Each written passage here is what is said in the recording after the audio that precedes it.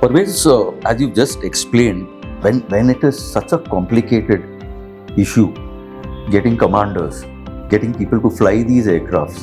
Let me tell you, it's a very interesting business to be in. Point number one.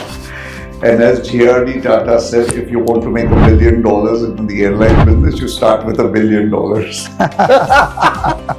What is the logic behind making losses in a business which has got demand more than the available supply? Correct, absolutely. The margins are very thin and you cannot afford to make mistakes. Indigo started it right. I must appreciate that. Indigo played their cards right.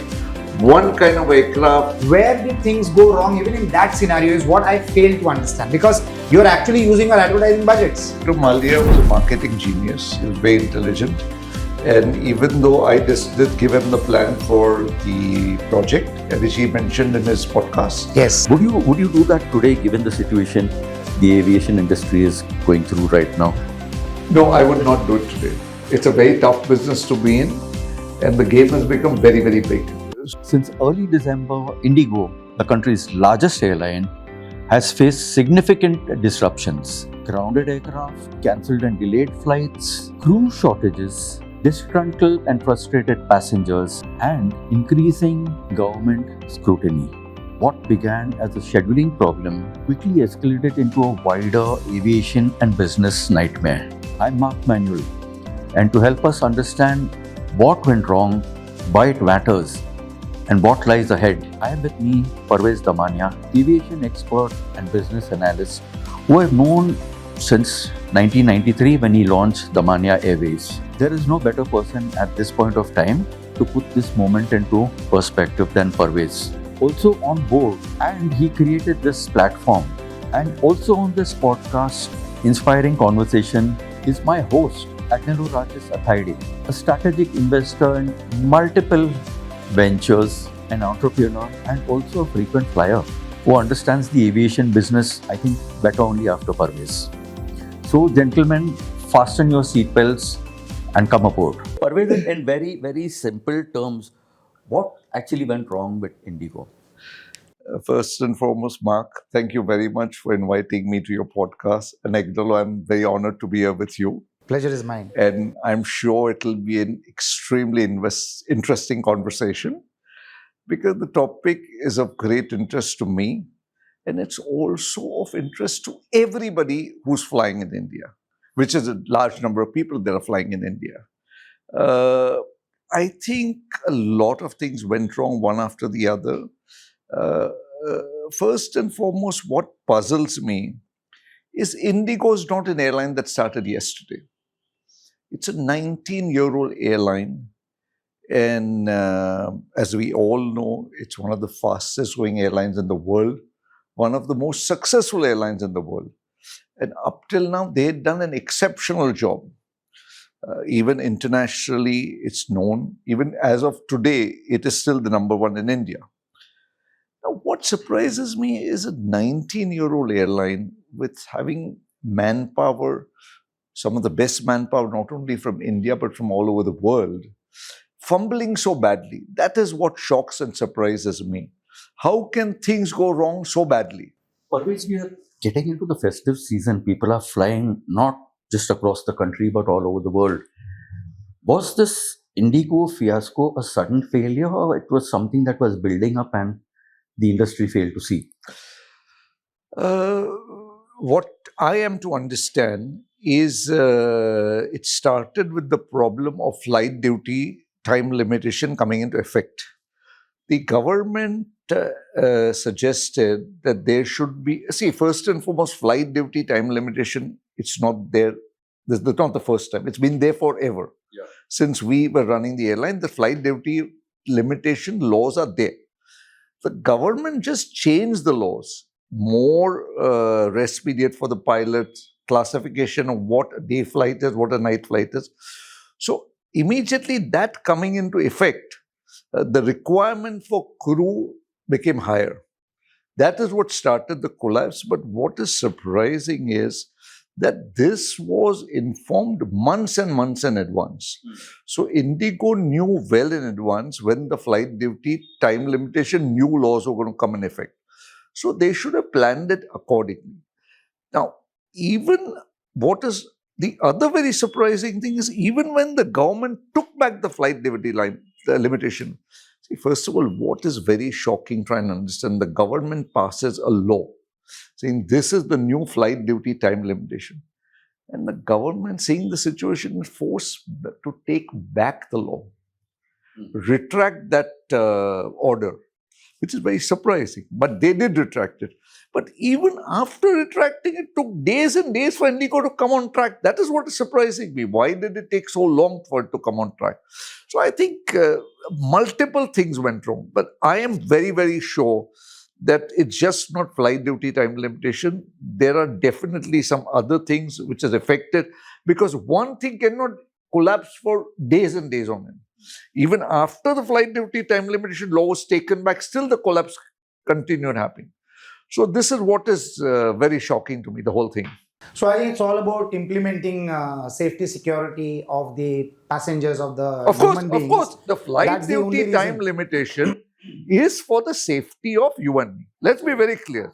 The government gets no joy in implementing flight duty time limitation, making it tougher, seeing that pilots get more rest period and the safety standards increase. So it's for your and my safety. So does it also impact the bottom line for Indigo Airlines? Because now they were making do with X number of people. Now they will have to do it with X plus Y number of people. So will it also affect the economics of the airlines? 100%. You see, one of the major costs of the aviation industry is manpower.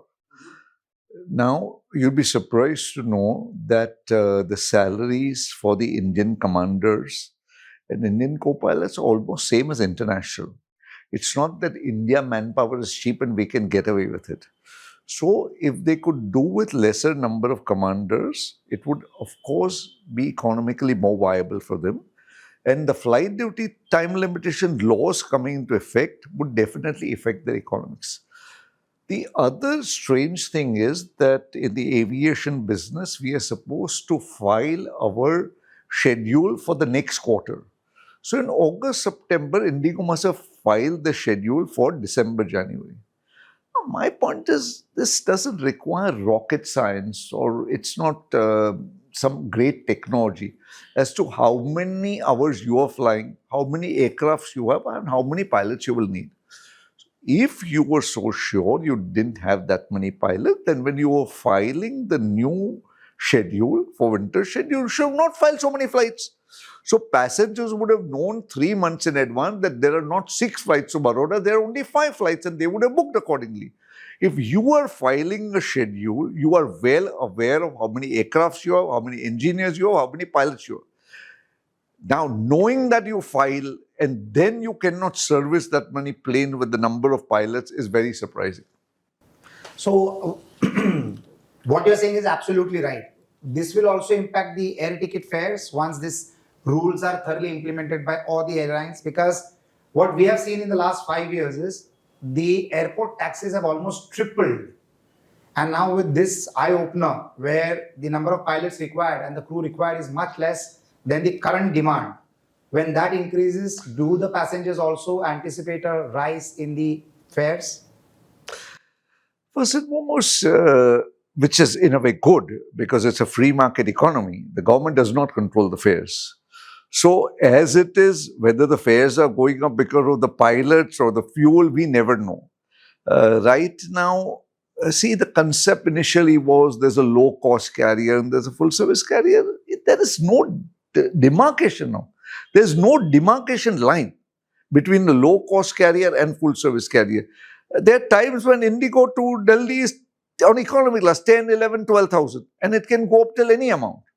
But So you, then, you sorry, just said that the government does not control the fares. No, government doesn't control. government did ask them to scale Yes, down. yes. No, the government, what happened during COVID time, the government had implemented a law that this is the lowest you can charge and this is the highest you can charge. Yes, they did implement. And when this Indigo fiasco occurred, they did say the other airline, this is the lowest you can charge and this is the highest you can charge. Which makes sense in a case of emergency. But under normal conditions, there is no power of the government to control the fares. So whether the fares will go up because of the pilots, the fuel, the engineering, we cannot say. We cannot define. It's a system where, at what stage, how many seats are booked, and automatically the fare bucket keeps going up. That is controlled by the airline completely. But I'm sure, let it be the free market economy for the aviation industry. But I think the max that they should charge should be really cut off, because otherwise, in emergencies, like we just saw, we paid 5 to 6 times the normal fare that one would pay for that one-side journey. Absolutely And correct. we are a price-sensitive market. Absolutely. We are a developing nation. If you don't have a cap on the higher amount, let there be competition in services. But pricing, I feel there should be upper cap on the ticket fares. That should be, the government should look into that. You see, That's my opinion. the very As an airline operator and entrepreneur, what would you like to say for that? what is surprising is whatever the fares are, if you see the DGCA statistics which are published, which is open to everybody, it's not confidential. We run airlines at some of the highest load factors in the world. In the world, we are talking of load factors. Absolutely. So that means indirectly, let's assume, or am I to understand, and anybody would understand, that fares is really not stopping the people from flying. Whether tomorrow you want to go to Delhi, and whether the fare is 6,000, 8,000, 10,000, if you have to go, you will go. So just more people have started flying, the economy is going up, and we are already the third largest industry in the world. Now, again, that brings us back to a very, very complicated question, is if we are the third largest aviation industry in the world, how can we be controlled by just 2 players? Absolutely. What puts us at a big risk? Absolutely. Today, it is not that we have to, that Indigo's listen to us. In a way, we have to listen to Indigo. We have to plan and go hand in hand with Indigo. With 65% of the market share and about 2,000 to 2,300 flights per day, we are talking of a giant enterprise. Can India be managed with a fleet of hardly less than 1,000 airplanes, flights in the country? With 1.4 billion population, airports increasing, we are I think almost 220 airports now, and we'll be crossing many more in the coming 5 years' time. Is that sufficient for a size of a nation of 1.4 billion? I know that by 2030, there are going to be around there will be around 2,200 planes coming in. But that's an irony. Right now, in the next 5 years, Indigo's ordered 1,000 aircrafts. That's a huge number of planes. I think Indigo's order was one of the largest ever with Airbus. And also, Air India is coming up with 570. Just these 2 players bringing in about 1,600 planes is huge. Huge. It's double than what we are today. Yeah, now, see, again, it's very, very important that infrastructure is an issue. You know, maybe a year and a half ago, there was a huge problem in Delhi airport where they said there were queues and queues, people could not get in, waiting period was very high. I'm not blaming anybody. I'm not blaming anybody. The infrastructure is not putting up, cannot compete with the growth. Our growth is so fast that the infrastructure is not working on that speed. I would put the pilot's problem is also in a way in an infrastructure It's a part of the issue. infrastructure. Part Yes. of the infrastructure. Manpower is a part of the infrastructure. See, try and understand. If you say, I have bought a jet, I am starting an airline with 20 aircrafts, I want 200 pilots. No, you cannot get it. It's end of story. It's not that you are willing to pay 8 lakhs or 10 lakhs and you will get that many pilots. You'll be surprised to know I was the executive director of Kingfisher Airlines. Yes. And when we started, getting planes was easier than getting pilots. So my first job was I would fly all over the world and meet Indian commanders who were on the 320, who had migrated to Singapore, Hong Kong, and different places, and convince them and market them and get them back. Like, just to give you an idea, some of the commanders in Singapore had a bond of 25 lakh rupees, whatever equivalent in Singapore dollars. We would give 50% as gift and 50% we would deduct from their salary over a period of time and we would get them to India. This is how the situation was. So, commanders is a issue which always will remain in shortage, and we will have to play humoring pilots and humoring commanders as part of the airline business. Let me put it this way. But isn't that a very peculiar problem in a densely populated country like India? We are talking about shortage of manpower. Pilots and crew is nothing but manpower. So where are we lacking? There is enough and more human population in this country. We are one of the largest country or the biggest country in the world in terms of population. We have surpassed China by a couple of million people. So Yes. how is this going to be addressed? See, the issue is if a commander is going to take command or become a captain at 3,000 hours, he has to go through the process. You cannot say he has done double MBA, double PhD, and I'm going to put him as GM operations only. So the process is going to take time. So we will have to live through the process. See, it will take a very long-term planning. It's not going to, this will get solved, but it's not going to get solved overnight. Today, if Indigo say, now again the problem is that Indigo has been given time till February to implement the flight duty time limitations. So they will have to bring in that many number of commanders. So either they will have to expedite the training process, expedite the recruiting process, or at the end of that, they might have to reduce the schedule. But for them also to induct that many commanders in such a short time is not going to be an easy thing. So again, when we were saying, see, it's very interesting. If you go on the DGCS statistics handbook, which is available to anybody, we have never produced more than 1,300 to 1,400 pilots a year, CPL, commercial pilot license. That is the starting point. What should be the ideal number compared to the demand and the current infrastructure? I would say maybe 2,000, 2,000 plus. So we are at 50% capacity. We had 50% capacity, and there is no, see, again, starting a flying school doesn't happen overnight, You can't say, I started and I'm immediately running the pilots. That process also takes 2 years. But the good part is recently, Gautam Adani and his group have taken over a company called FSTC, which was very interestingly started by 2 commanders who had employed in Kingfisher Airlines. And Adani's bought over that company for 830 crores. So now that is a simulator company. So basically the process is very simple. A student gets his commercial pilot license. Once he gets commercial pilot license, either he does the simulator training on his own, or an airline selects him and sends him for the simulator training. So then depending upon what machines the airline is going to use, somebody is using an Airbus, they will send him on an Airbus simulator. Suppose somebody is using 737, they'll send him a 737 simulator. So then he completes the sim training. Then he later, after a certain amount of training, becomes a co-pilot. After the co-pilot, he accumulates so many thousand hours that then he becomes a commander. So there is a process. So whether we like it or not, everybody has to go through the process. Parvez, as you've just explained, when it is such a complicated issue, getting commanders, getting people to fly these aircrafts, and we've had quite a few private airlines shutting down, like Jet shut down. There was Kingfisher shut down. Why would somebody want to get into this business? Why would somebody want to start an airline? Go's shut down also. Let me tell you, it's a very interesting business to be in. Point number 1. And as JRD Tata said, if you want to make $1 million in the airline business, you start with $1 billion. But still, there is an attraction to this business. The business has huge potential.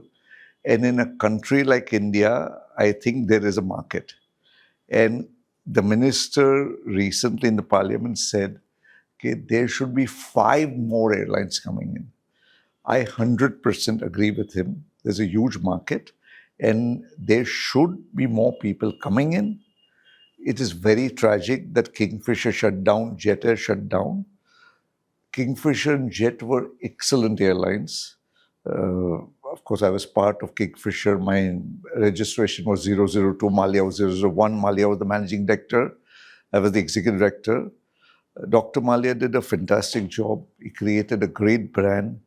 But unfortunately, I think there are a lot of issues where government policy is also concerned. The government has to look into their politics, their policies, try and understand why this business is getting affected in spite of being there's so much potential. So, Jet Air also, see, there is, unfortunately, this business is still very, very controlled by the government. Everything you have to go to the government, every little thing. So the government has to make life more easy, incentivize people more. And only when the government incentivizes people, makes this business attractive, makes a plan. You like how government says, okay, Chandrapur MIDC starting. So, okay, you want to start an education in Chandrapur, we'll give you 5-year tax holiday, we'll give you this intensive, no sale tax, no service tax, subsidized. So government has to make this business more attractive for people to come in.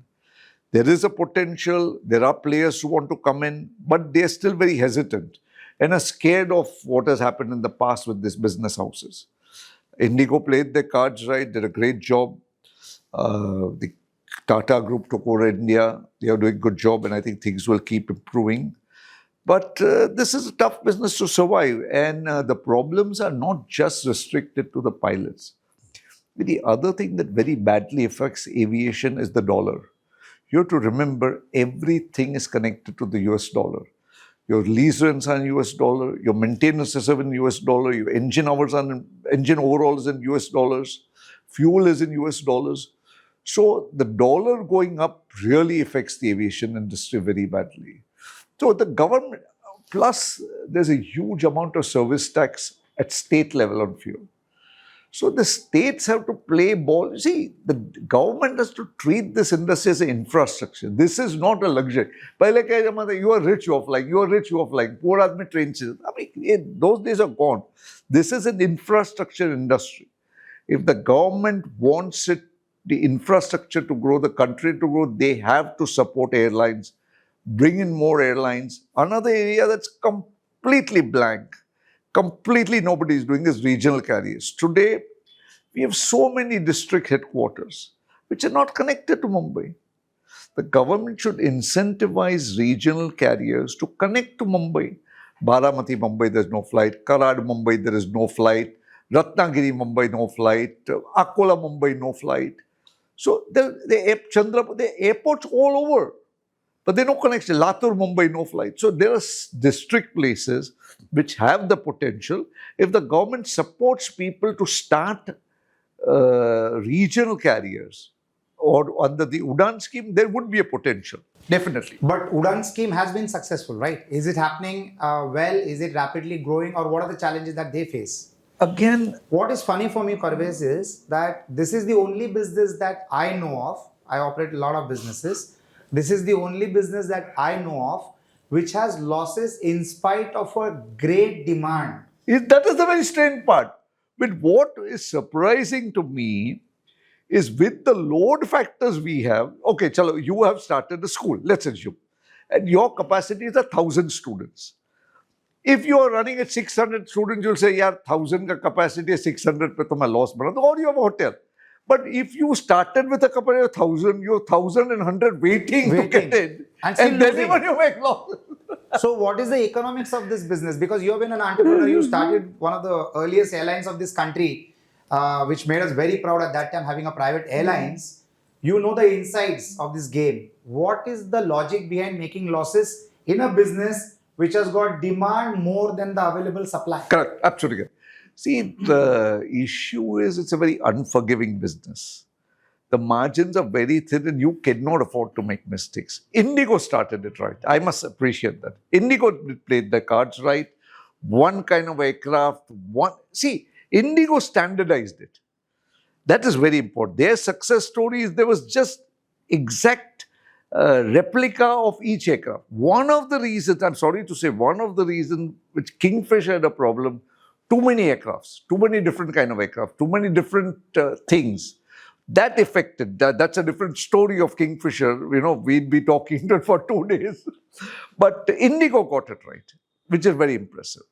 Up till now, I had been a big fan of Indigo. Of course, recently I have not. But my daughter had to go day before, 2 days ago, on the 18th to Calcutta. Went on Indigo, came back day before yesterday, back on Indigo. What option did we have? Because the frequency is so high, it's a good airline. What option did we have? My son went yesterday to Bangalore, flight was delayed, but he went. At 63% market share, there is no other option. There's no other option. Indigo. But Indigo still not got it right. Still flights are delayed. Still flights are running delayed. That is what surprises me. In spite of getting so much time, first week of December to be coming almost end of December, still the problems are not resolved. Means somebody is messing up. He mentioned financial losses just now. When coming back to Indigo, when the disruptions are on such a large scale, where does the real financial damage show up first? Sorry. Again, sorry. We talked about damages, no, the financial problems here. So, and Indigo, coming back to Indigo, when the disruptions on such a large scale as Indigo is facing, where does the real financial damage show up first? How do we know? Of course, in the balance sheet, of course, it will show up. So much refund, so much delay, so much cancellation, cash flow would definitely get affected very badly. Of course, Indigo is going to suffer very badly because of this problem. Financial losses will be huge and perception loss, but perception loss again, if there were 5 other airlines, the perception could get affected. For example, let's put it this way, SpiceJet. SpiceJet had very poor perception, so people stopped flying it. But we could afford to not fly SpiceJet and still continue our. Yeah, but if there is no other option available, what do you do? So as an entrepreneur, I keep wondering that how can an industry have such great demand and still incur losses? So the solution that came in my mind was any brand or any business which has got a huge advertising budget, and if they can come up with a plan where, suppose if their budget is say 10,000 crores, and if they could start an airlines by investing 5,000 crores and reducing their advertising budget by 5,000, because now advertising is happening in form of surrogate advertising. It is that airline ka naam which is flying out everywhere and being visible everywhere. So it becomes surrogate advertising. Then they might not end up losing money. And if they make valuation and profits in operating the airlines, that's a bonus. That's a double whammy. So that's an advantage to them. I don't know why somebody is not thinking on those lines. Vijay Mallya did it to a great extent. But unfortunately, I don't know how the accounts were met or managed. You were an executive director on the platform with that airlines. They would have isolated the company from all the other operating companies. But if the other operating companies' advertising budget would be deployed to operating the Kingfisher Airlines, I think they would have never run in a loss. They would have never folded up. And it would have been the right method of surrogate advertising. And I think that was the objective when Dr. Vijay Mallya started the airlines. He named it after his famous beer, Kingfisher. So where did things go wrong even in that scenario is what I fail to understand, because you're actually using our advertising budgets. You see, Kingfisher, first and foremost, Dr. Mallya was a marketing genius. He was very intelligent. And even though I just did give him the plan for the project, which he mentioned in his podcast, that yes, the project was brought to me by the Damania brothers. We evaluated it and we found it financially viable. That's why we got into the airline business. But the name Kingfisher was completely his idea. Now, the thing is, like I told you, airline is a very fine and very unforgiving business where very thin margins are there. Now, in Kingfisher's case, there was so much load put on the airline, which is like a different story altogether, that it could not sustain that load. If you see, very interesting, try and understand, I don't know if you know it or Mark, you know it, that the owner of Indigo is a guy called Rahul Bhatia. Yes. Where does his name come in between? Where is he coming? I am Rahul Bhatia, fly with me, I guarantee. Why is that? Oh, that's a good strategy. He's kept himself completely detached, no perception, no branding. If Rahul Bhatia sits next to you on the Indigo, you might not even recognize him. So he's kept it a very professional setup, let the professionals run it, and which is a good job, which is a good strategy. So now, that is the way they marketed it. That is the way they do. And I don't think Indigo spends any ridiculous amount on advertising. You see, it's a brand that is so strong now and there's no option only that we all have to go by it. So whether he advertises or not, we are going to take the Bombay Delhi tomorrow morning 8 o'clock on Indigo. What I keep wondering is brands with heavy advertising budgets can get into the airline industry and use utilize their advertising budget to operate the airlines. Kahin pe nigahein, kahin pe nishana. That's not only a song, but it's also a business strategy. Yeah. So if you could do that, it can be fantastic. Otherwise, where will the new players come in from? What is the motivation for somebody with money, bags of money? It is the fastest way to become a millionaire from being a billionaire, right?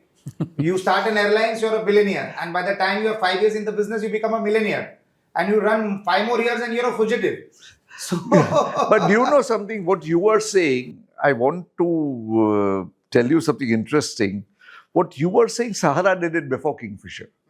Sahara used the name branding to fly all over smaller towns, which they were collecting their, whatever, the chit fund money. So that aircraft landing in Patna was the advertising. So that Sahara name was that. Kya sabka to plane hai. absolutely. You understand? So, so he got Sahara investors. did that. Perception Sahara building. used the branding exercise even before Kingfisher. Absolutely. Okay. So more such organizations can do it, but provided they match their books of accounts in a way Yeah. where advertising budget is being used to operate the airlines, not a separate. I understand what you're saying. I understand. See, and Sahara was smart enough to sell the airline. Of course, Sahara, what happened secondary, that is another story. But Sahara was smart enough to sell the airline to Jet Air. But what I mean to say is legitimate business and using legitimate advertising Yeah, budget I to agree operate with a you. legitimate airlines. I agree with you completely. I agree with you 100%. That's a great branding exercise. First thing that went wrong in Jet Airways, first problem started was buying Sahara. That started the whole crash. And one of the biggest crash of Malia was buying Deccan. Yes, I was about to come to that. That was where the problem started, major problem started. So acquisition is not always growth. No, acquisition not always good, but these people were both on some kind of trip. They were on an ego trip, you know. That is where both things went wrong. Because both business plans were completely different. Coming back to Indigo, how hard will it be for an airline to regain trust once reliability is being questioned? Negligible time because we have no option. If there were 5 other players in the market, suppose you wanted to fly just hypothetically Bombay, London, and there was British Airways and KLM and Emirates, and but Indigo ekdam fail hoga, to chalo bhai, abhi Indigo par nahi jane ka, abhi let's stick to British Airways or KLM or Emirates or Virgin. Where's the option now? Tomorrow, when we open, we only check 2 things. On Make My Trip, there's a button you press, only Indigo flights it shows. So they'll gain trust back immediately, in no time. But I think it's a good airline. How they fumbled so badly is still confusing me. They ran a good airline for years together. I was a very frequent flyer on it. And I'm still confused what is the truth behind them fumbling so badly.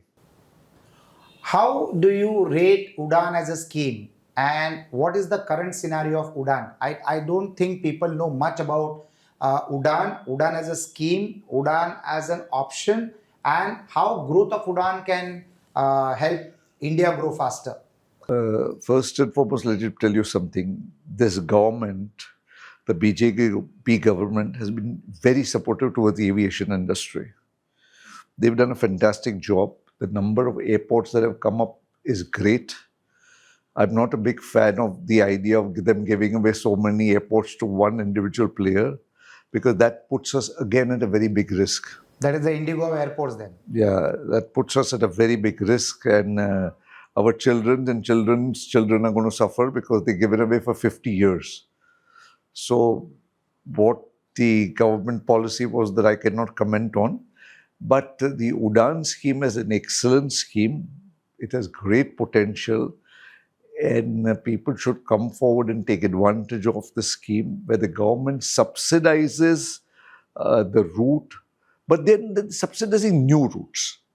They're only subsidizing routes that are not utilized. Suppose there's a route Latur to Pune. There's no flight. You say, I will fly Latur to Pune. So that they will subsidize. But again, the problem, UDAN has a very funny problem, and which is there. Suppose you tell in Adani in Bombay, I want to connect Latur, Baramati, Amravati to Bombay. Give me parking slots. Landing on, they'll say, no, there are no slots. There are no slots. So that is also, so the opening of the new Bombay airport, the government should tell Adani, bhai, listen, come what may, we want 50 slots a day reserved for connections from district headquarters. That is when Latur will change, no? That is when Amravati will change, no? So if there are slots available reserved for UDAN and connecting the district headquarters, the district will grow, the state will grow, and it will support everybody in traveling public. Life will become very easy. Today, if you want to go to Latur, I go to Latur, sometimes you fly to Hyderabad. And from Hyderabad, it takes 5.5 hours by road here. Then it's so disconnected. It is detrimental for business growth and development of that zone or that area. Extremely important, extremely important. So now the Navi Mumbai airport is going to get operational in the next 2-3 days time. We are today on the 22nd of December and 25th is I guess the first operational day for Navi Mumbai airport, and government has also announced the third airport for Mumbai at Vadhavan, just a little ahead of Virar. All the land infrastructure is getting into place. I think the sea routes also might get operational very soon. That's what the government plans. With the third airport coming into the city of Mumbai, Mumbai becomes then super well connected with the rest of the country, and especially would there be any special efforts that you are aware of where the rest of Maharashtra can get connected with Mumbai, because a lot of growth of the rural part of the state depends on the driving city of the state, that is Mumbai. Mumbai is the driving city of the whole country and this part of the world, but especially for Maharashtra also. So are there any plans that this might start happening? Not that I'm aware of, but let me give you an idea. In London, there are 3-4 airports, I think. That's right. Now, what happens? All the low-cost carrier fly from Luton, the EasyJet and the Ryanair. Now, problem is we do not have that concept. So, if the EasyJet and Ryanair wants to pay very little parking or very little landing charges, so they will fly from those airports. British Airways will fly from the main airport. Forget, even in Bangkok, there are 2 airports. One is for the low-cost carrier and one is for the normal carrier. Now, in India, we do not have concept like that. So, suppose you want to connect a small city in UK and they have an airport, the city municipality will incentivize you as an airline to come to their city because they know connection will help them. We do not have any system like that. No. If you want to fly to Delhi, there's just one airport. Calcutta, there's one airport. If there was a special airport with lesser facilities, but a low-cost airport, there would definitely be a huge demand. So do you have a group in the aviation industry which communicates to the government and brings on board these kind of insights so that they can take a decision? Not that I'm aware of. Parvez, what typically prompts government intervention in an airline's operation? Like taking up from what he said.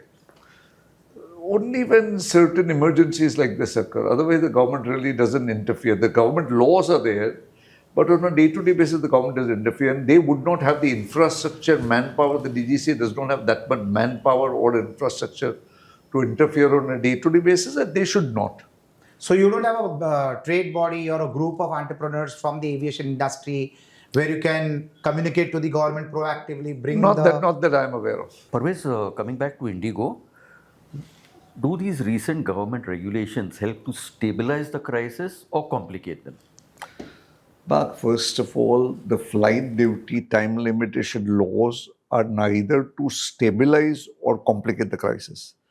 The flight duty time limitations are made so that the safety of the passengers will increase. The people who are flying the aircraft are well rested, their mind is alert, and things go more smoothly.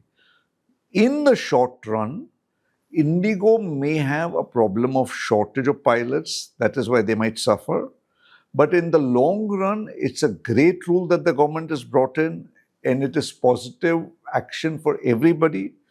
The only thing that will happen, Indigo will have to hire more commanders and their costs will go up. But it is the best thing that the government has done. It's done with a lot of understanding of the situation, and it should have been brought out a long time ago. Fantastic. So, Parvez, there are so many, being an entrepreneur in the industry for a long time and being involved with the sector for such a long period of time, you know what can go right for the aviation industry. And like you, there would be other people in the aviation sector. I'm sure. So is there a group in the aviation sector which communicates proactively with the government, or is there a gap in that? Let me tell you one thing. There are groups, but there are groups relating to their industry. Like the flying school people have a group which meet the government time to time. I'm sure the airlines people have a group which meets the government time to time. But there is not one group which consists of all the players simultaneously. There is no such group at this stage. Being a stalwart from the sector, why didn't you take that initiative? You know everybody for sure knows you if you come together and start sharing the insights that you have shared on this podcast. If you start sharing it with the government, any government has to be now proactive. Absolutely. It's not a choice, it's a compulsion. Absolutely. Otherwise, people will take Absolutely. them for a task. Absolutely. So I if you agree can with proactively give Yes, inputs. I think it's a great idea, and an initiative in that direction should definitely be taken. Excellent. I think you should take a lead on that. What I also wanted to ask you was that private jets, private flying is also happening in a big way in this country. Absolutely. Nobody talks about it. Absolutely. But it's a big industry. It's a great industry, completely untapped, and now everybody's flying private aircrafts. In fact, private jets. Most of Bollywood flies. Oh, absolutely. How much does it cost to hire an aircraft? It costs a lot. It would completely depend upon the size of the aircraft. So again, what problems we are seeing and we are experiencing, and we are paying a very high price of that, is the parking slots at the Navi Mumbai airport are ridiculously priced. I'm told if you need a parking slot at the New Mumbai airport, it's 20 crores per slot. Now, 20 crores, if I have bought a machine, say 20 years ago for $2 million or 15 years ago for $2 million, for a $2 million machine, I have to pay 20 crores for a parking slot. That's ridiculous. that is per annum cost? No, permanently, but still. Permanently, okay. One-time cost. Yeah, one-time cost, but still it's a lot. Then you're again paying handling charges, and those costs add up tremendously.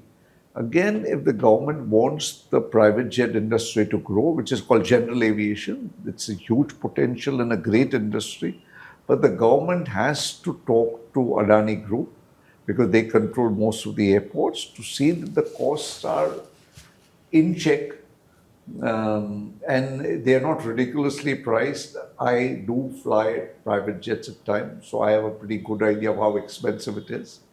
It's very expensive. Handling charges are ridiculous. So somebody came up and proposed me to buy a private jet Yes. as a business model. And I was Yes. very intrigued on how it operates. Where he told me that if you own a private jet, first and foremost, under the written down value, you can get it depreciated in your books of accounts. That's one big advantage. Second is, on your non-flying hours, assume you might fly, say, 10 hours or 20 hours a month.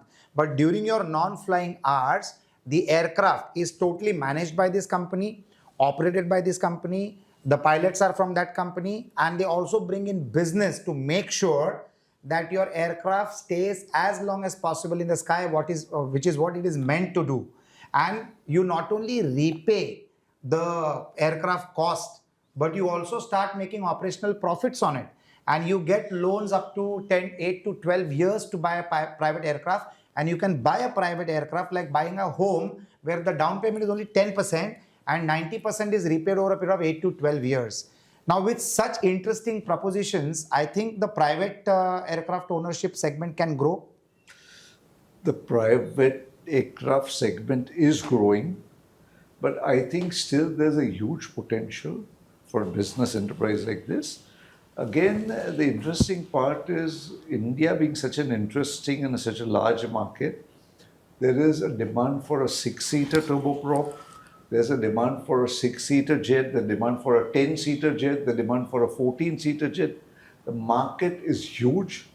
Today, like Mark said, all the movie stars want to fly private jets, and there's a huge demand. But again, it is not what you are saying is there would be operators who would import and operate that aircraft for you. Yes, there is a business plan like that, and that is possible. But again, it's not something that's crazily profitable. Let me put it this way. Okay. It's a stable business to be in. And yes, there is a market for any kind of jet or any kind of turboprop. Another very big business which is missing in India is air ambulance. I think there's a huge potential Yes. when people can get turboprop aircrafts. A 6-seater, if you get a King Air 250 or 350, which can fly on small routes, at the same time very easily within half an hour, 30 minutes get converted to a ambulance. Ambulance. And people pay ridiculous amount of money for flying people from, say, Baroda to Mumbai or Bhopal to Mumbai or Indore to Mumbai. So there's a huge demand for that. So I think aircraft that can work both as an air ambulance and as a charter aircraft, that would be a huge potential, 100%. There's So no is doubt there about a is there a very effective maintenance backend which has been established in the country to manage these kind of private jets? Because private jets also will need a great maintenance in the backend, also to fulfill the regular flying compliances of the government. So are there such agencies in good numbers already available in the industry, or is there a gap there as well? No, there are agencies like that. If you just had one aircraft, let's just go on a situation like you want to get a small jet or a Right. small turboprop, then it's better to get on somebody else's non-schedule operators permit who will have the licenses, permission, pilots, maintenance available, and who will run and maintain the aircraft for you. Tomorrow, when you get a larger fleet, maybe you can take your own NSOP, non-schedule operators permit, and manage and operate your own aircraft. So that is the format that that's available. But it always comes under something like an NSOP. So non-scheduled operators permit, where there's 5 or 7% duty, which is negligible. But if you get it in your personal capacity or personal jet, then it's about 30% duty. So mostly, even the biggest industrialists in India, I don't want to name anybody, all get it under non-scheduled operators permit, like a charter aircraft, they're using it for leasing. So they get it almost duty-free. Excellent. And irrespective of the cost of the aircraft, the one-time payment fee to Navi Mumbai kind of an airport is 20 crores. Yes, that's what I'm told. I do not have it. Which is the most economical one to park in Maharashtra? Any idea? You can park it at any Nasik or Baramati or Karad or Kolhapur, something like that. But then what would happen? I have friends who run an NSOP, and I'm told that they take the aircraft to Nasik, and from Nasik they fly to Bombay or wherever it has to go. And now they're not going to allow aircrafts to park in Mumbai, the Santa Cruz airport. So the aircraft will come from, say, Delhi, Wherever. they'll drop you to the Santa Cruz And go airport to the smaller one. Navi Mumbai. So you pay double, triple parking, navigational, handling charges. I mean, those charges are ridiculous. You don't even want to know. But of course, that's loaded on the guy who's... Yeah, but that's loaded on the person who's going to take absolutely. the aircraft. It's all fly company Shah Rukh Khan expenses, for a yeah. 5 crore dance show in Delhi. So what is 50,000 lakh bucks for handling? Absolutely. Parvez, 32 years ago when you started Damania Airways, what prompted you to do that? What was the passion? What was the idea? What was the adventure behind it? Would you do that today, given the situation the aviation industry is going through right now? No, I would not do it today. It's a very tough business to be in, and the game has become very, very big. So it would be When senseless you got to... in, there was just Indian Airlines, East-West. The East West had just started. When I started, how I started was a very interesting story. I'm originally from Ahmednagar, and I had to go to Ahmednagar about twice a week. So I would fly this airline called Vaidut, which had those Dakotas, which Propeller driven. terrible planes. I mean, terrible. And I was sure one of them was going to crash with me inside one day. It didn't have it's so strange. It didn't even have a door between the cockpit and the passengers. It just had a curtain. And it was terrible, the airline, and they would say it takes off at 8 o'clock. At 7:30, whenever I reached the airport, they close the counter. And it was completely terrible. And I said, my God, if these people can run an airline, and anybody should start at that one airline started called Continental, again a small turboprop, and it was fantastic, Then I met somebody from the DGCA, and he said, you must get into this business. And then that time, Madhavrao Scindia was the civil aviation minister, and he was very, very encouraging and very supportive. And that's how we started off. I designed the airline with only one rule. What do I want as a passenger? Design the own airlines. What do I want as a consumer? And it worked. Everything worked well. It was a great experience to be in.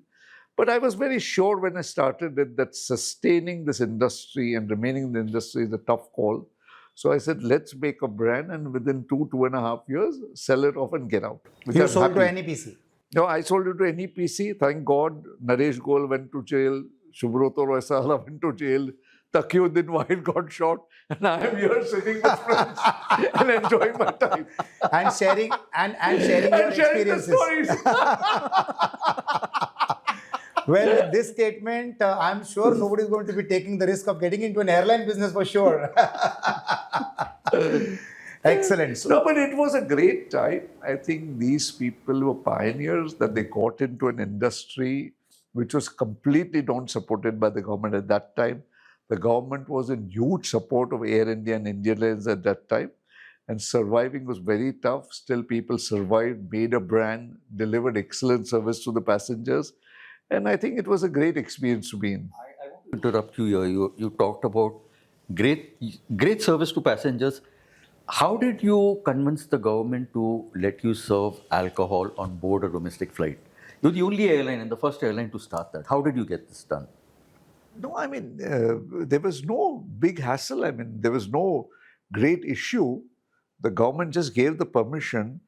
And then I think one day somebody said, that, you see, there was a huge amount of political interference at that time. Let me tell you that, I don't want to get deep into it, but the politics in the industry were terrible, By that time, Jet Air started at Taqiyuddin, all the internal stories.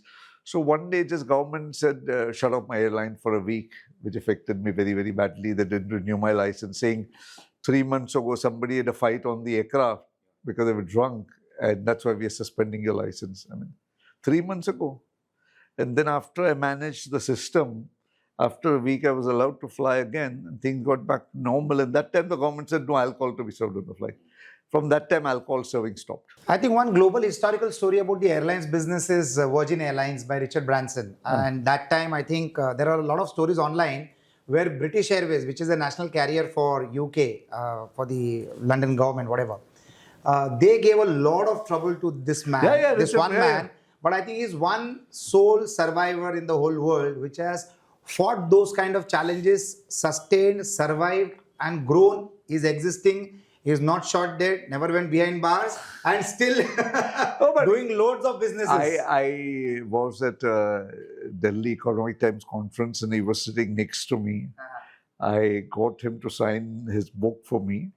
And at that time, Virgin never came to India, and I was very fascinated by flying on this airline. Can't remember. So I took the Virgin Airways, I took the British Airways flight from Bombay to London, and then I had to change the airport, I think, from Heathrow to Gatwick. And I flew on Gatwick on Virgin Airways to Miami. When I reached, the bags were lost. And then I had to fly back from Miami to Washington, and from Washington back to London, and London back to Bombay. I never got the bag, so I told him. When I was sitting here saying, what can I do to help? I said, no, nothing. Just meeting you, and I just wanted to tell you. But he was a very interesting character.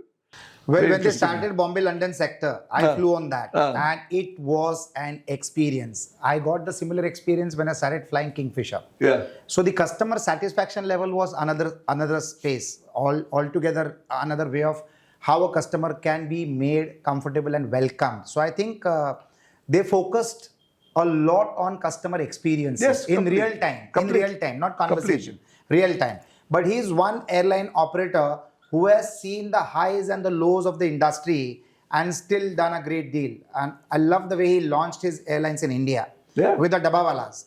The kind of PR that he got, he would have spent 5 crores for that entire activity, but he would have got exposure worth 1,000 crores. He is a marketing genius. Absolute marketing genius. Unbelievable. He's also a character. He's quite a character. Absolutely. It's quite a character. He launched his, what did he launch? His telecommunications at the Oberoi in 2000s by scaling down the entire side of the building. Yes. Do you know this? So what did he launch at that point of time? I don't remember, but he's done very interesting But he things. does this purely because he brings down the advertising budget of his company to almost negligible. The whole media writes about you proactively by doing something crazy, and he's done that so many times. And he has killed himself multiple times in the hot air balloon, in the sea, diving. Yeah, he's crazy stuff. Malia used to say, he is the Vijay Malia of UK. Yes. And people also say the vice versa. Yeah. But that's how an entrepreneur is. He will start building a parachute when he has already taken a jump from the flight. That's the life of an entrepreneur. And that's what Richard Branson did all his life. Yeah. So I think we are on interesting times in India with the Indigo fiasco happening. The whole world attention is towards India. Yeah. And people say that India is a world in a country. So such large population where the customer base is strong, why are international airlines not looking into getting very actively involved into the airline business of India? No, I don't think the government will allow international airlines to come on their own into India. But I'm sure the government should look at collaborations, tie-ups, but you see, you need a giant industry or industrialist to look into this business and say, yes, I am going to get into this business, I'm going to take it on. Today, what is the issue? Planes are in short supply. See, I'll give you an idea. When we started Kingfisher, one of the main reasons why Kingfisher could start quite easily is that time Airbus was not selling enough planes. So I met the Airbus people and then we met Malia and the planes were available, the delivery schedules were available. Right now, Airbus planes are very much in demand. Also Boeing, the single aisle plane, what you call, very much in demand. If you book one now, it will take years and years. So whoever enters the industry, either he starts with used fleet, which again has its own complication, or if he books a new fleet, it's going to take a long time to induct. Now, Indigo has already booked 1,000 aircrafts, which is, I think, one of the largest order that Airbus has got.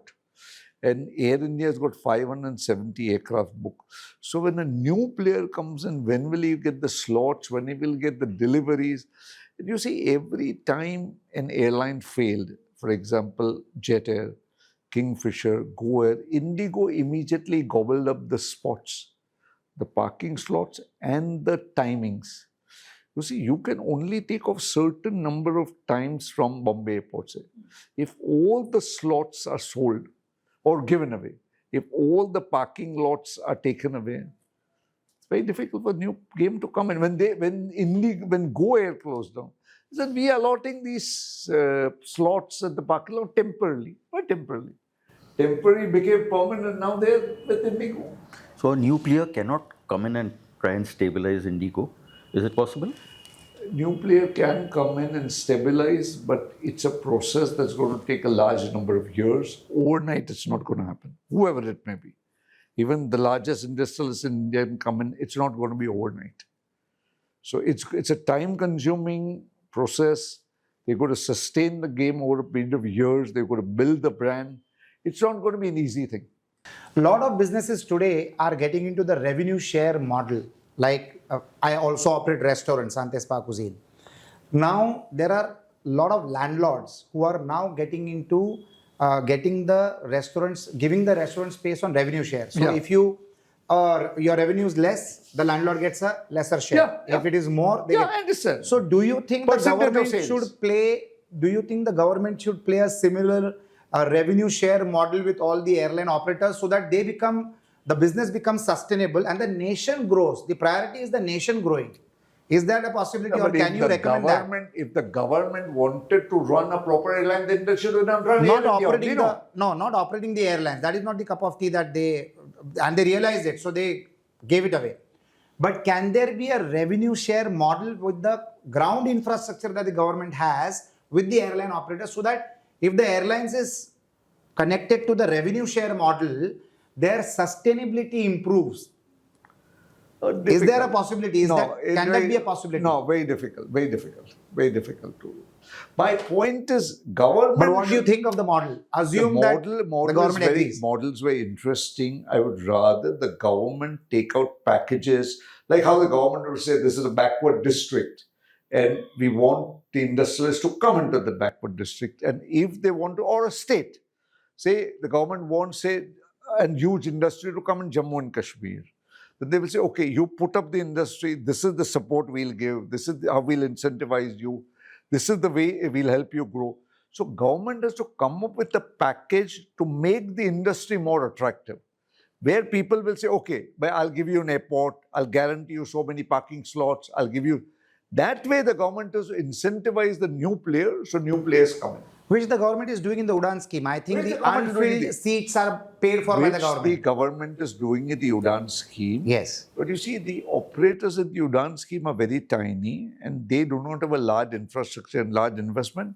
So them to survive, see, a lot of people who started the Udan scheme for the first 3 years, they ran it for 3 years and then did not continue after that.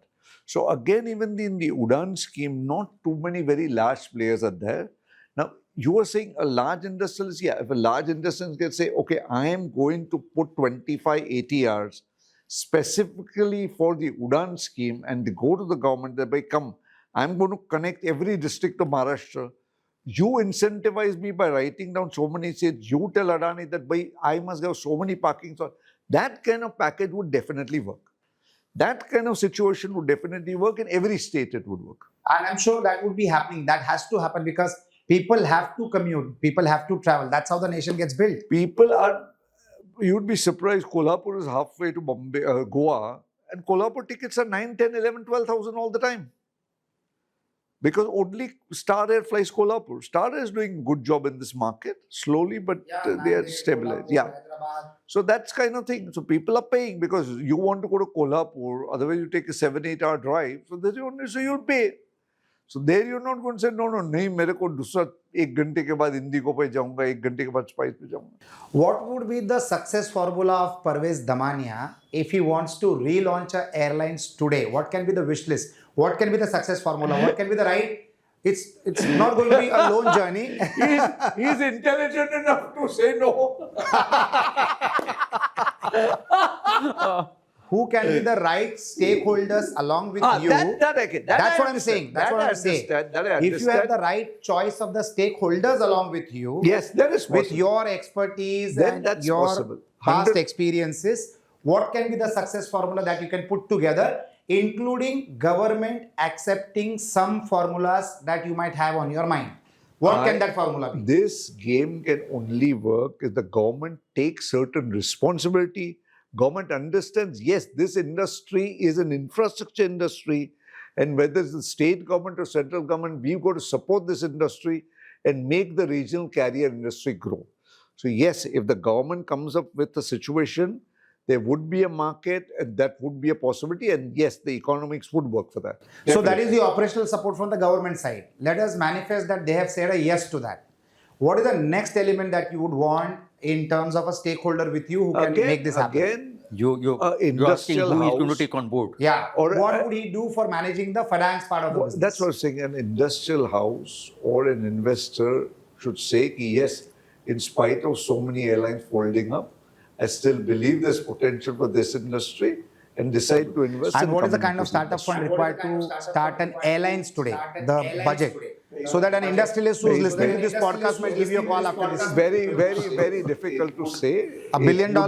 Depend. I can't say. It would also depend upon the kind of aircraft one wants to bring in, the kind of connection one wants to do. And it would vary. But it would be a doable business plan which would have the potential to succeed. Yes. But if you say, can somebody take 5 320s and start a business plan and start taking on Indigo, I would say no.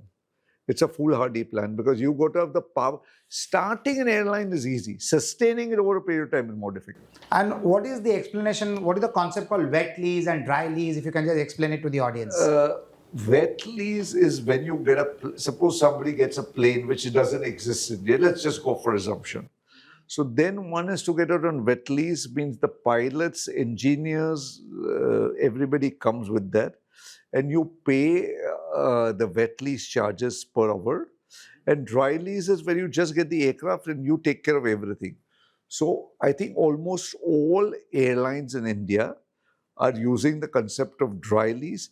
Now suppose there's suddenly a market for, let's say example, for say some months, 2 months. Then Indigo can decide, SpiceJet can decide, okay, for these 2 months, let me get this 4 Airbus 330 on wet lease where they will do the Bombay-London sector and use it accordingly. So wet lease, short period, where the economics are very good can make sense, but otherwise under normal condition in country like India, where pilots, engineers, manpower is available, dry lease makes much more sense. Isn't this wet lease the same business model that BEST is using for its buses? Yes, something like that. Something like that. Yeah. So there are two elements that you need to restart an airlines today. One is a deep-pocketed, good corporate who can pump in the money and manage the gestation funds as well. And second is the complete cooperation of the government, where the government thinks like an entrepreneur and becomes a stakeholder in the business. Correct. No, I think it's more important than the initial investment is the ability to sustain the business even if it keeps losing over a period of time. So that is the gestation period where you break even in operational costs. Yes, that is very important. Starting is not very difficult because if suppose the airline is a very reputed, a company is a very reputed airline, for say 3 months deposit or 6 months deposit, you can get an aircraft on lease, but sustaining it is a difficult job. Now, again, the government has brought about new laws in India, which are very, very good, where it makes life very easy for leasing companies to take back the aircraft that they have brought into India or given to India, which is very good because initially people were scared to give aircrafts to India because taking them back was becoming a very serious issue, which happened in the case of Jet Air, which happened in the case of Kingfisher. So the government has made laws easy for leasing companies, foreign leasing companies, to take back their aircrafts and take them back, which is very good. So it's attractive for leasing companies also to come and do business in India. Government has brought about this gift city concept in Ahmedabad, which is also excellent, which was not there before.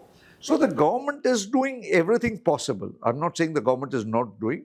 Creating this Navi Mumbai airport was a big thing. Creating the new Gurgaon new Noida airport is a very huge thing. These two airports, when completed and running on full steam, would become some of the biggest airports in the world. So I think the government is doing great with the infrastructure. Now, again, you said government is opening small airports, but opening doesn't solve the problem. You open an airport in a remote place in Chandrapur, that doesn't solve the problem. You need an operator to connect Chandrapur to Bombay. That is where we have got too many airports already lying unutilized or unused. In Maharashtra, you can have a list of airports lying unused. Absolutely. So government has to have industrial houses or business houses. You say, yeah, we'll connect. This is the way the government will come in. This is the way the airports will support.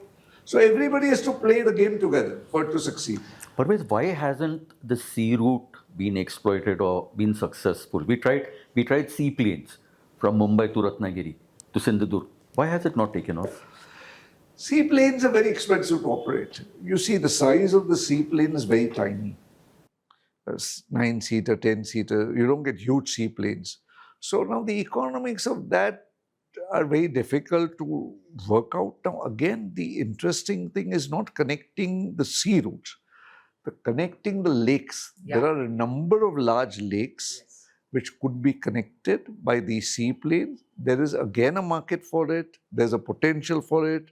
I think Gujarat has already started it. Yeah, but on a very small scale. So again, like you're saying, if the government, the state government says, let's use it as a tourism booster, let us support it, or support it till a number of years till the company becomes independent or run its own steam. There is a market, there's a potential, but the availability of seaplanes and the option seaplanes are very limited. So you are playing a part of providing manpower to the airline industries by training people. That's what I know about you, that you're in the training organization now for the aviation industry. Correct. Tell us something about it. On how does it operate, where does it operate, how much it takes for a student to become a pilot? Like I told you, we feel there's a huge demand. India's never targeted, all these statistics are published by the government year after year. And we are still hovering around 1,200, 1,300 pilots per year, commercial pilot license holders. So we thought that there'd be huge demand to set up flying schools. We think there's huge demand to set up many flying schools on a larger scale and run these so that these will become initial fodder for going into other airlines. For example, what Gautam Adani said, took over FSTC, which is a huge simulator training organization. So after you CPL you get into the simulator. Either the government airline pays you and cuts it from your salary, or you do the training on your own at your cost and then appear for exams in the airline. So that demand is always going to be there. So we think... You're operating one? We are operating not a simulator, but a flying school. We are operating with this aircraft called the Cessna 172, which is the most popular single-engine aircraft in the world, the largest produced aircraft. And we are producing pilots. We have about 50 pilots in training at this stage. And it's doing well, but we think there's a huge more potential to it. We got the airport again, for example. The Maharashtra government came forward and offered Karad Airport to us under MADC, Maharashtra Airport Development Corporation Limited. We have an excellent relationship with them, which is doing very well. And we hope to grow further in this business. What is the tenure that a student takes to learn in your school? See, the tenure is not by time, it It's is by by hours. hours. So he has to do 185 hours on a single engine and about 15 hours on the twin engine. That's what he has to do. minimum duration that a student takes to consume these hours I think on an average, 6 1 year, 1 year you can do. 6 Not months. 6 months, No, 1 6 year. months a little tight, depending on how much he also has to keep preparing for exam. But 1 year would be a reasonable time frame to So your calculate. one school currently is producing around 50 pilots But a year. per year. Per year. That's it. And the national outflow is around 1200 to 1300 students. That's it. That's it. The minimum demand is 2 to 2,500 pilots, bare minimum. Yeah. So there is a lot of there is a lot of scope for flying schools. I think there's a huge potential for How many flying schools would India have? I don't know, about say 25 or so. Okay, and Then plenty you- more. Yeah, but a lot of them are semi-government flying schools, you know. State government is part of it, private enterprise is part Have of you it. integrated your flying school with any airlines? No, not at this stage. Because see, airlines don't hire from me directly. They will need somebody who's done the simulator training and then they will. Got it. So Got the it. students will apply to airlines and either go in for simulator training on their own course, which a lot of people are doing, Mhm. and then go on the plane. It's surprising to know, a lot of people don't know. And it might shock that the first time the pilot is flying the aircraft, he's never flown that aircraft before. Really? He's only done a simulator. Wow. That's But there is the co-pilot will be. Oh, yeah, the commander will be there. He will be an But for that observation pilot, for- it is the first experience of but the a first real-time pilot flying. who will actually fly is the real plane. Parvez, do you have a license yourself? Do you fly? Yeah, I used to have a private pilot license. I used to fly, but I've given it up. But I need to restart again soon, hopefully. You intend doing that? Private I want pilots to. meaning this Bombay Flying Club? You were Yeah, I flying here? used to fly in Indore. Okay. And why don't airlines have a full value chain? Like enroll the students, train them as pilots, give them simulator training, and then absorb them into their airlines. Why is that not happening? Why that backward integration is not happening? No, airlines do have a program called the Cadet. Emirates has it in Dubai. Yeah, Cadet program. That's it. The Emirates Flying School. As a matter of fact, I was at the Dubai Air Show and I saw the Emirates setup. Okay. I saw the plane, very interesting setup, but that cost is very high. I think that cadet training program at Emirates would be about 1.5 crores. So there are ways and ways. One can join the cadet training program, one can do your own CPL, one can do its own simulator, depends upon the student to student. But in general, I feel a lot of students believe that there's a great market to be in, there's a great job opportunity here, and they're doing it. Like what we do right now at Karad, we have pilots who are capable of producing other pilots. So they produce something called an AFI, Assistant Flight Instructor. So we do training for assistant flight instructor. Then we again employ them at about 80,000 rupees a month. Within a 6 month, 1 year, they will become flight instructors. They get 2.5 lakh rupees a month. And those people are very easily and very fast absorbed by the airline because they have that experience. Airline want people with experience. Excellent. Excellent. So in the plan that we discussed, that if you want to start an airlines, you need two elements: complete cooperation of the government and investment capabilities by industrialists who has got deep pockets to sustain the gestation period. Correct. Will you also add, as a part of backward integration, a full-fledged training school which can make sure that people are getting trained so that you can absorb them? Yeah, that would be, yes, that could be done.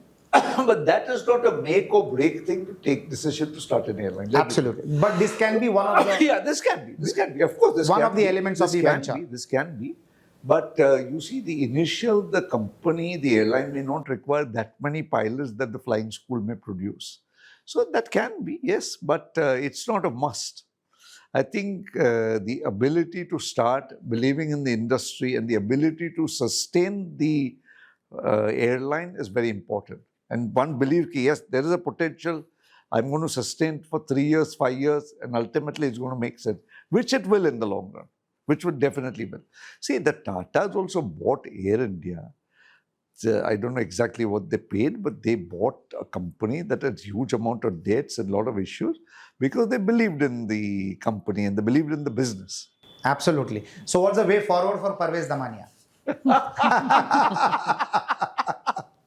Let's see. A lot of things are in the planning You're still stage. enjoying the aviation sector in some form or the other. Yes, correct, absolutely. You're always 100%. an integrated part of the system. Because I believe that it's a business that has a huge potential in a country like India. I don't know if you're aware, but around the time when he did Damania catamaran services to Goa, Yes, But that I've was part of traveled. the company. that was part of the company, and Parvez was flamboyant. It was just not a boat ride to Goa. He had like fashion shows and whatnot happening, you know. No, but people believe us. It was a joyride. Yeah, it was fun. Let me put it this That way. was again one of the first that you. Parvez, I have one final question for you. Given your years in the industry, your expertise, your experience, what would you have done different had you been on board Indigo? And how should an airline's management, the leadership, balance transparency with passengers while managing legal, financial, and operational constraints? First and foremost, at some time, all airlines going to have problems. This breakdown has occurred in the biggest of the airline sometime. But what bothered me in the case of Indigo was something very different, which good you brought about this because we didn't talk about this. The way the passengers was handled, that is very shabby. Pilots not being there, I can understand. Flights being cancelled, I can understand. Fog, I can understand. But the way you treat your consumer is very, very important. Today, why has Indigo succeeded? Because of the consumer support. Why has Air India succeeded? Because the number of passengers that flew on them. Today, if we treat them badly, it's going to reflect very badly. Today, I may still fly Indigo, but I may not be happy flying it. Today, we believe at Damania Airways, what we did right, I feel, is we were extremely particular how the consumer was being treated. I used to tell the air hostesses, I'm not the person who's generating your salary. The passenger in the seat is generating your salary. I'm going to treat my workers well, and in turn, they're going to treat the passengers well. Indigo, over a period of time, I felt was becoming more and more arrogant. Their attitude was, we are Indigo, we know what's right. So that went down very, very badly. I saw the plight of some of the passengers, which was very heartbreaking. I mean, it was terrible, unforgivable. Indigo decided to give 10,000 rupees compensation. Well, that's a welcome compensation. But at the same time, certain issues cannot be compensated. There was a lady who brought her dead body's husband from Shillong to Guwahati, and she was supposed to take it for burial to Calcutta. She was completely at a loss. I saw Maharashtrian families stuck in Delhi. They didn't know when the next flight was going to be. People may not have money to buy a ticket on Air India or any other airline at 40,000 rupees. What happened to those people? Those people's queries were not answered well. Those people were left completely helpless and unsupported at the airport. That was not right. That is an area where Indigo could have excelled in spite of all the problems. Flight getting cancelled, I can't do anything, but I can take care of you at the airport. I can see that you have a meal. I can see what best arrangements can be done to take you back home. There were taxi people in Delhi charging ridiculously to take people back. Aerocity hotels were 36 and 40,000 rupees. If you don't have money, what are you going to do? So I felt very sorry for the passengers that were treated shabbily. I'm sure it must have pained them tremendously, but they had no option but to continue the journey in Indigo, whatever, after 2 days, 3 days. So this could have been handled better. If I ever start something, I will always remember that my success is linked to my consumer satisfaction. Forget in any business, forget if it's an airline business or any business, your restaurant business. You may serve the best food if the consumer is not treated well with love and respect. He's not going to come back. Absolutely. You may serve the best food. So ultimately, remember consumers, the person who's bringing your paycheck, your employee's paycheck, and they need to be treated well. So I think I'm sure Indigo's learned a lesson, and I'm sure things will improve. It's a great airline. It did a great job in the past, and I hope it continues to grow and prosper. Absolutely. In fact, we all have learned a lesson from the Indigo experience on what we should not do with our We customers. should not do that. We should not. Correct. What should we do? What this episode of Inspiring Conversation teaches us is that aviation is not just about aircraft in the sky, it's about systems on the ground, about planning, trust, and accountability. Because in aviation, reliability isn't just a promise, it is the business. Thank you, and I hope you've enjoyed watching this episode of Inspiring Conversations with Parvez Damania, Agnelorajesh, and me, Mark Manuel. So that was a very insightful conversation, Parvez. Thank you. And Mark is always on the mark. Thank you. The benchmark is always Mark. And I would like to conclude this memory with a beautiful hamper from Sante Spa Cuisine. Thank you. I'm sure you're going to enjoy this a lot. I'm sure I'm going to love it. Thank you very, very much. And it was an honor being here. You guys asked the right questions. I really enjoyed the interview, and both of you were fantastic. Thank you very much, Mark. And I really appreciate your hospitality. Thank you so much. So that's the great Parvez Damania, and a very big stalwart of the airline aviation industry. Mark has to say something. I have to say, Parvez, please, I know you're not a big fan of vegetarian food. But this will blow your mind. I'm sure it will. This will blow your mind. I'm looking forward to it. I'm sure it will be great. So if like you're all your products, you must have excelled in all this also. I'm 100%. sure I'll love it. And if you want to take a flight of wellness, you need to land into Sante Spa Cuisine. Looking forward. Who asked? You? You asked me if this is honestly healthy? Come on, yeah. Whole wheat spaghetti in pesto sauce. And this is my pick for this festive season. Try it. Honestly healthy. And I'm honest.